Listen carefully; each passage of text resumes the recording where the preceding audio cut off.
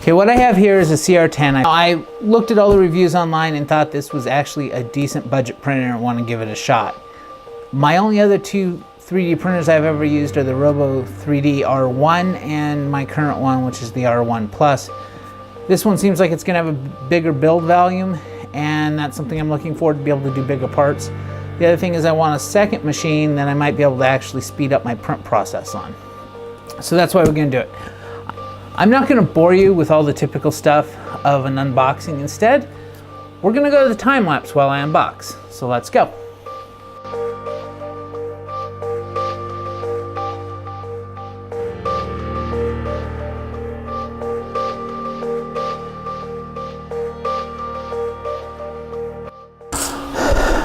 Okay, we're back. This is it unboxed. So what do you get? You get your glass build deck, which looks pretty straight near as I can tell. Binder clips to hold it on. Pretty standard. It's an aluminum bed. You get the base of it for the Y-axis. Over here, you get your gantry for your X and Z axis, or axis. You have your brain box, power cord for the US in this case, an instruction manual, which I'll probably be looking online for that, a warranty card, masking tape, spatula to break stuff off. They do have it covered, but it's sharp, so be careful. It looks like you get some basic spare parts here, and including a hot end and a few other things, but I'm not sure. I'll have to put it together to find out how accurate that is. A spool of filament. You get some T-hardware, probably to mount your gantry. Miscellaneous tools. USB cable. Bowden tube. Spool holder. There's another piece of the spool holder around here too. And a USB card and USB and reader here.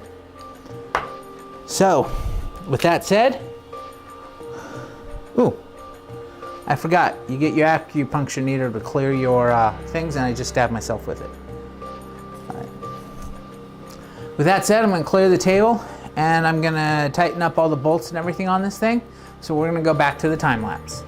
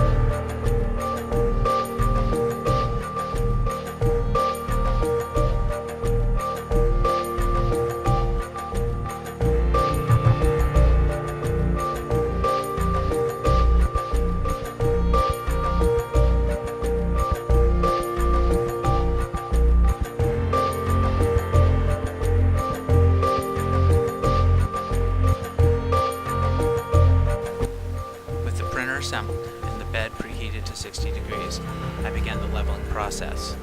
To do this, I slid a piece of paper between the hot end and the bed and raised the corner of the bed until the paper provided a little resistance when trying to pull it out. I went ahead and moved the carriage and to do this to all four corners.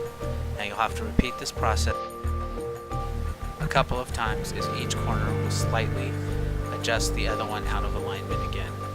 This only needs to be done 2 to 3 times before the bed will be completely level and you'll be ready to make your first print.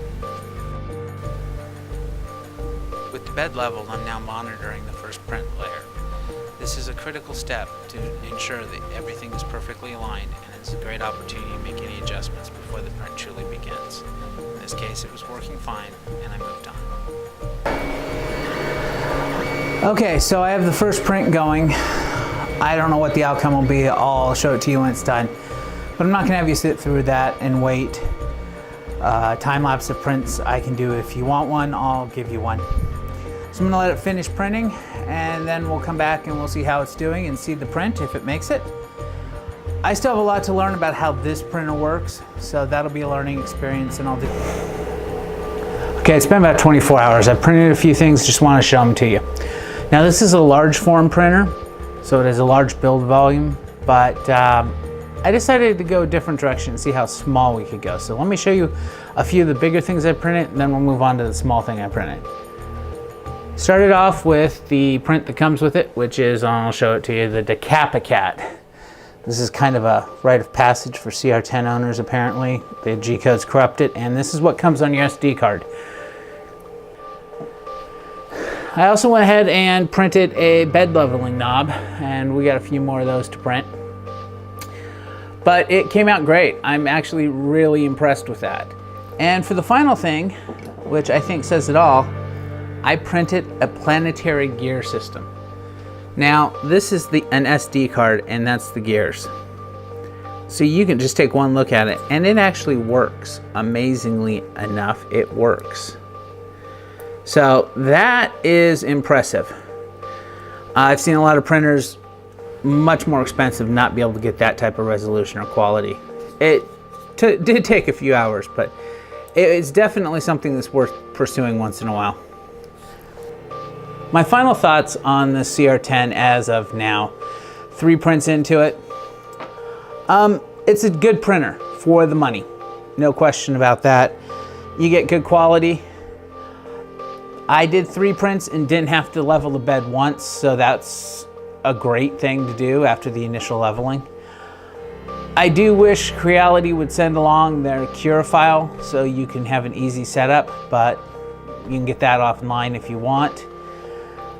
All in all, for the 350 bucks I paid for it from GearBest, it is a good buy, and if you're willing to spend a little time putting it together and a little time figuring a few things out, you're going to get a good printer out of it. So I'll see you the next time, and maybe we'll do some upgrades to the printer at that point.